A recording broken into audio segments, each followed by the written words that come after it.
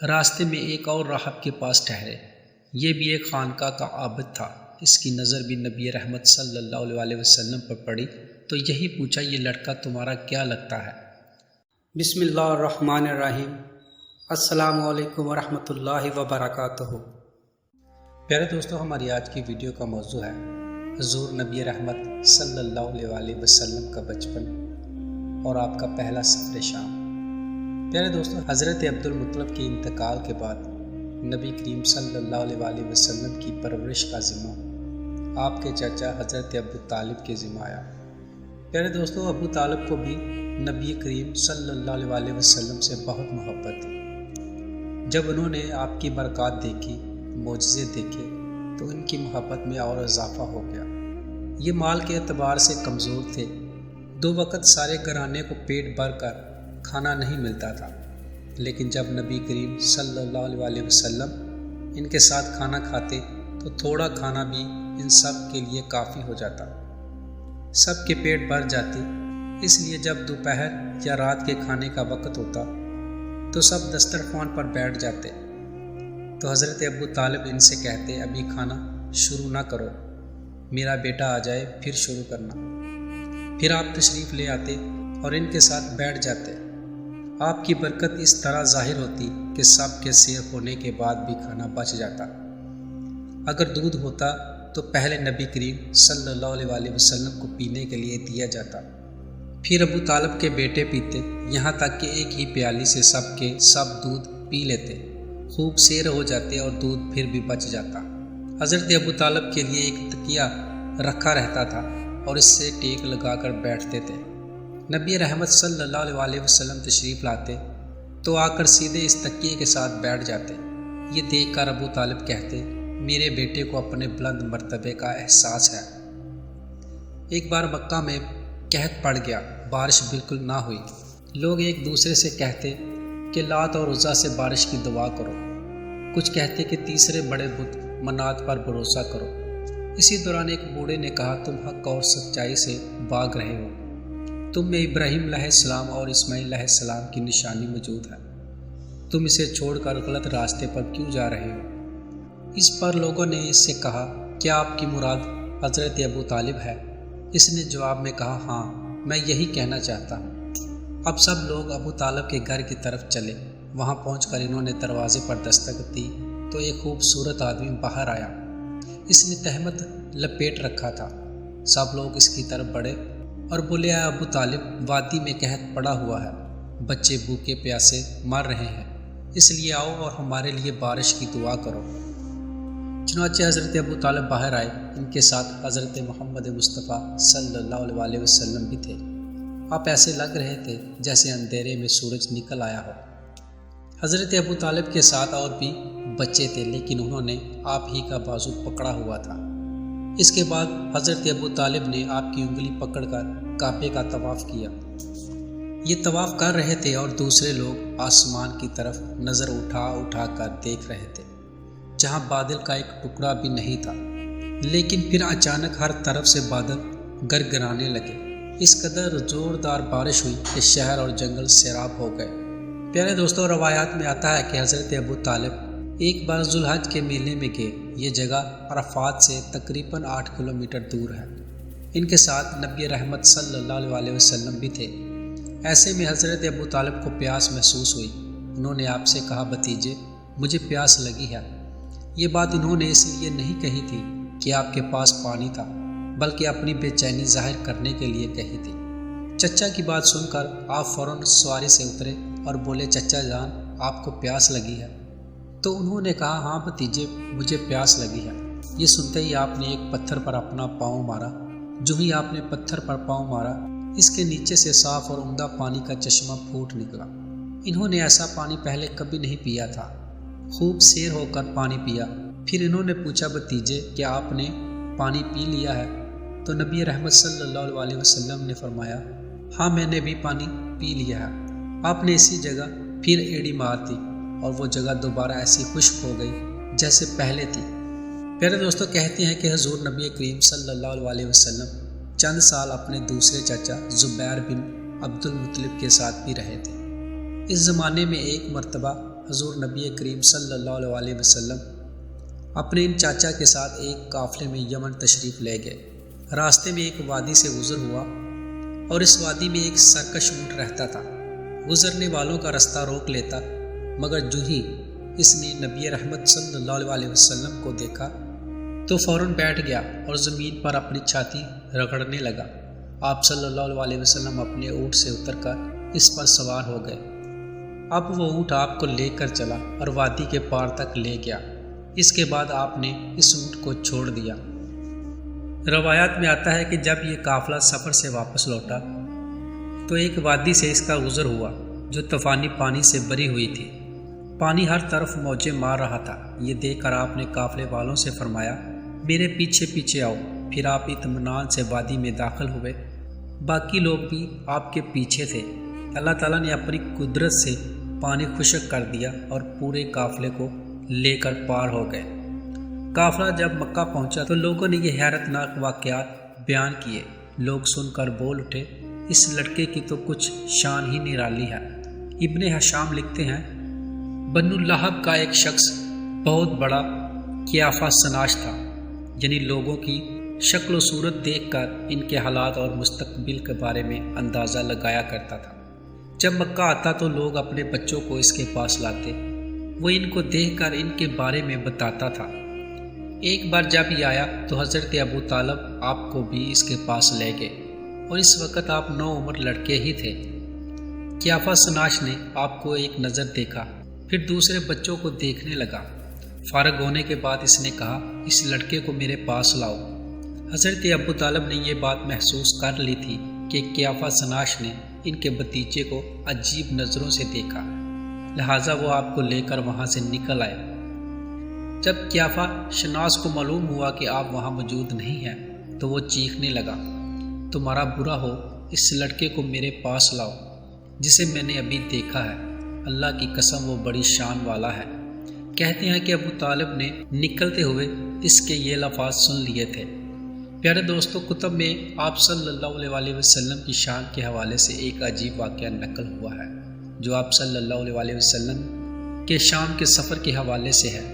کہتے ہیں کہ ابو طالب نے تجارت کی غرض سے شام جانے کا ارادہ کیا تو نبی رحمت صلی اللہ علیہ وسلم نے بھی ساتھ جانے کا شوق ظاہر فرمایا۔ بعض روایات میں آیا ہے کہ آپ نے جانے کے لیے خاص طور پر فرمائش کی۔ ابو طالب نے آپ کا شوق دیکھ کر کہا، اللہ کی قسم میں اسے ساتھ ضرور لے جاؤں گا، نہ یہ کبھی مجھ سے جدا ہو سکتا ہے، نہ میں اسے کبھی اپنے سے جدا کر سکتا ہوں۔ ایک روایات میں یوں آیا ہے کہ آپ نے ابو طالب کی اونٹنی کی لگام پکڑ لی اور فرمایا، چچا جان آپ مجھے کس کے پاس چھوڑے جا رہے ہیں؟ نہ میری ماں ہے اور نہ میرا باپ۔ اس وقت آپ کی عمر مبارک 9 سال تھی۔ آخر ابو طالب آپ کو اپنے ساتھ لے کر روانہ ہوئے، آپ کو اپنی اونٹنی پر بٹھایا۔ راستے میں عیسائیوں کی ایک عبادت گاہ کے پاس ٹھہرے۔ خانقاہ کے راہب نے نبی رحمت صلی اللہ علیہ وسلم کو دیکھا تو چونک اٹھا۔ اس نے ابو طالب سے پوچھا، یہ لڑکا تمہارا کون ہے؟ تو انہوں نے جواب دیا، یہ میرا بیٹا ہے۔ یہ سن کر راہب نے کہا، یہ تمہارا بیٹا نہیں ہو سکتا۔ یہ سن کر حضرت ابو طالب بہت حیران ہوئے اور بولے، کیا مطلب ہے؟ کیوں یہ میرا بیٹا نہیں ہو سکتا؟ تو اس نے کہا، یہ ممکن ہی نہیں کہ اس لڑکے کا باپ زندہ ہو، یہ نبی ہے۔ مطلب یہ تھا کہ ان میں جو نشانیاں ہیں وہ دنیا کے آخری نبی کی ہیں، اور ان کی ایک علامت یہ ہے کہ وہ یتیم ہوں گے۔ ان کے باپ کا انتقال اسی زمانے میں ہو جائے گا جب کہ وہ ابھی پیدا ہونے والے ہوں گے۔ اس لڑکے میں آنے والے نبی کی تمام علامات موجود ہیں۔ ان کی ایک نشانی یہ ہے کہ بچپن میں ان کی والدہ کا بھی انتقال ہو جائے گا۔ ابو طالب نے اس راہب سے پوچھا، نبی کیا ہوتا ہے؟ تو راہب نے کہا، نبی وہ ہوتا ہے جس کے پاس آسمان سے خبریں آتی ہیں اور پھر وہ زمین والوں کو ان کی اطلاع دیتا ہے۔ تم یہودیوں سے اس لڑکے کی حفاظت کرنا۔ پیارے دوستو، کہتے ہیں کہ اس کے بعد ابو طالب وہاں سے آگے روانہ ہوئے۔ راستے میں ایک اور راہب کے پاس ٹھہرے۔ یہ بھی ایک خانقاہ کا عابد تھا۔ اس کی نظر بھی نبی رحمت صلی اللہ علیہ وسلم پر پڑی تو یہی پوچھا، یہ لڑکا تمہارا کیا لگتا ہے؟ تو حضرت ابو طالب نے اسے بھی یہی کہا، یہ میرا بیٹا ہے۔ راہب یہ سن کر بولا، یہ تمہارا بیٹا نہیں ہو سکتا، اس کا باپ زندہ ہو ہی نہیں سکتا۔ ابو طالب نے پوچھا وہ کیوں؟ راہب نے جواب میں کہا اس لیے کہ اس کا چہرہ نبی کا چہرہ ہے، اس کی آنکھیں ایک نبی کی آنکھیں ہیں، یعنی اس نبی جیسی جو آخری امت کے لیے بھیجے جانے والے ہیں۔ ان کی علامات پرانی آسمانی کتابوں میں موجود ہیں۔ پیارے دوستوں، روایات کے مطابق یہ قافلہ یہاں سے بھی روانہ ہو کر بصرہ پہنچا۔ یہاں بحرہ نام کا ایک راہب اپنی خانقاہ میں رہتا تھا۔ اس کا اصل نام جرجیس تھا، بحرہ اس کا لقب تھا۔ وہ بہت زبردست عالم تھا۔ حضرت عیسیٰ علیہ السلام کے زمانے سے اس خانقاہ کا راہب نسل در نسل یہ عالم و فاضل خاندان ہی چلا رہا تھا۔ اس طرح اس زمانے میں ان کا سب سے بڑا عالم بحرہ ہی تھا۔ قریش کے لوگ اکثر بحرہ کے پاس سے گزرتے، مگر اس نے کبھی ان سے کوئی بات نہیں کی تھی۔ مگر اس بار اس نے آپ کو قافلے میں دیکھ کر پورے قافلے کے لیے کھانا تیار کروایا۔ بحرہ نے یہ منظر بھی دیکھا کہ نبی کریم صلی اللہ علیہ وسلم پر ایک بدلی سایہ کیے ہوئے تھی۔ جب یہ قافلہ ایک درخت کے نیچے آ ٹھہرا تو اس نے بدلی کی طرف دیکھا، وہ اب اس درخت پر سایہ ڈال رہی تھی اور اس درخت کی شاخیں اس طرح جھک گئی جدھر نبی رحمت صلی اللہ علیہ وسلم موجود تھے۔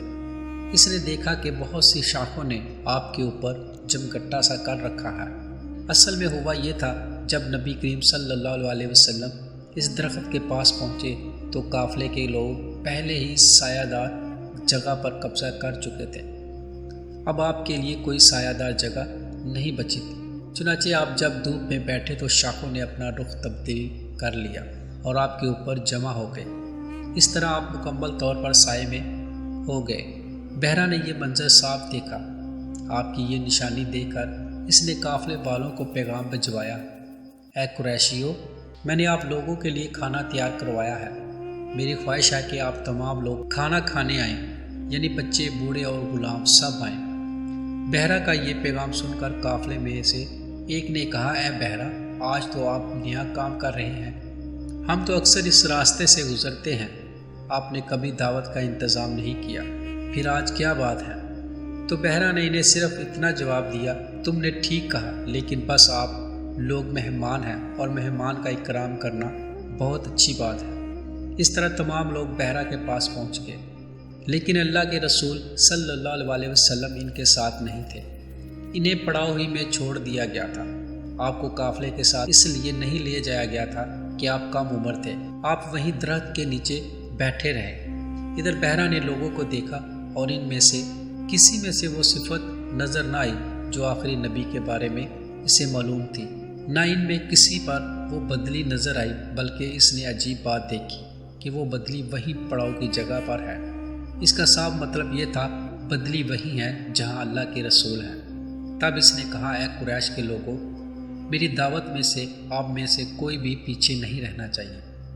اس پر قریش نے کہا، اے بحرہ، جن لوگوں کو آپ کی اس دعوت میں لانا ضروری تھا ان میں سے تو کوئی باقی نہیں رہا، ہاں ایک لڑکا رہ گیا ہے جو سب سے کم عمر ہے۔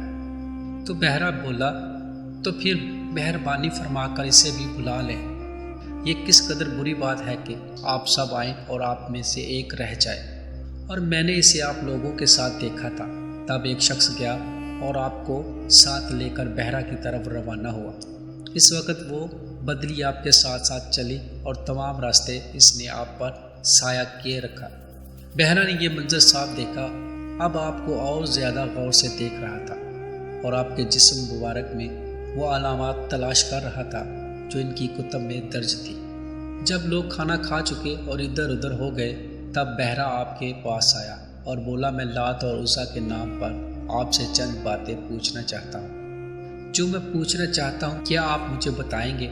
اس کی بات سن کر آپ نے فرمایا، لات اور عزا کے نام پر مجھ سے کچھ نہ پوچھو، اللہ کی قسم مجھے سب سے زیادہ نفرت انہی سے ہے۔ اب بحرہ بولا، اچھا تو اللہ کے نام پر بتائیے جو میں پوچھنا چاہتا ہوں۔ آپ نے فرمایا، پوچھو، کیا پوچھنا ہے؟ اس نے بہت سے سوالات کیے، آپ کی عادات کے بارے میں پوچھا۔ اس کے بعد اس نے آپ کی کمر پر سے کپڑا ہٹا کر مہر نبوت کو دیکھا۔ وہ بالکل ویسی ہی تھی جیسا کہ اس نے اپنی کتابوں میں پڑھا تھا۔ اس نے فوراً مہر نبوت کی جگہ کو بوسہ دیا۔ قریش کے لوگ یہ سب دیکھ رہے تھے اور حیران ہو رہے تھے۔ آخر لوگ کہے بغیر نہ رہ سکے کہ یہ راہب محمد صلی اللہ علیہ وسلم میں بہت دلچسپی لے رہا ہے، شاید اس کے نزدیک ان کا مرتبہ بہت بلند ہے۔ ادھر نبی رحمت صلی اللہ علیہ وسلم سے بات چیت کرنے کے بعد بحرہ ابو طالب کی طرف آیا اور بولا کہ لڑکا تمہارا کیا لگتا ہے؟ ابو طالب نے کہا یہ میرا بیٹا ہے۔ اس پر بحرہ نے کہا نہیں، یہ تمہارا بیٹا نہیں ہے، یہ نہیں ہو سکتا کہ اس کا باپ زندہ ہو۔ حضرت ابو طالب کو سن کر حیرت ہوئی، پھر انہوں نے کہا دراصل یہ میرے بھائی کا بیٹا ہے۔ تو اس نے کہا ان کا باپ کہاں ہے؟ تو حضرت ابو طالب نے کہا کہ وہ فوت ہو چکے ہیں، ان کا انتقال اس وقت ہو گیا تھا جب یہ ابھی پیدا نہیں ہوئے تھے۔ یہ سن کر بحرہ بول اٹھا ہاں یہی بات صحیح ہے، اور ان کی والدہ کا کیا ہوا؟ تو حضرت ابو طالب نے کہا کہ ان کا بھی ابھی تھوڑا عرصہ پہلے ہی انتقال ہوا ہے۔ یہ سنتے ہی بحرہ نے کہا بالکل ٹھیک ہے، اب تم یوں کرو کہ اپنے بھتیجے کو وطن واپس لے جاؤ اور یہودیوں سے ان کی پوری طرح سے حفاظت کرنا۔ انہوں نے انہیں دیکھ لیا اور ان میں وہ نشانیاں دیکھ لی جو میں نے دیکھی ہیں، تو انہیں قتل کرنے کی کوشش کریں گے۔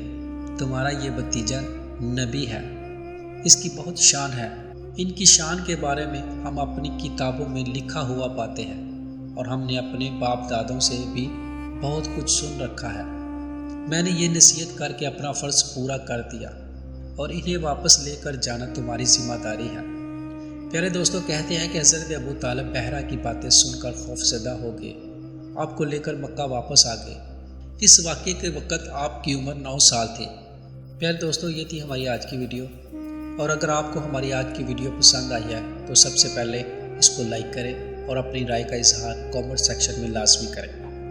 تو ملتے ہیں ایک نئی ویڈیو کے ساتھ، تب تک کے لیے السلام علیکم ورحمۃ اللہ۔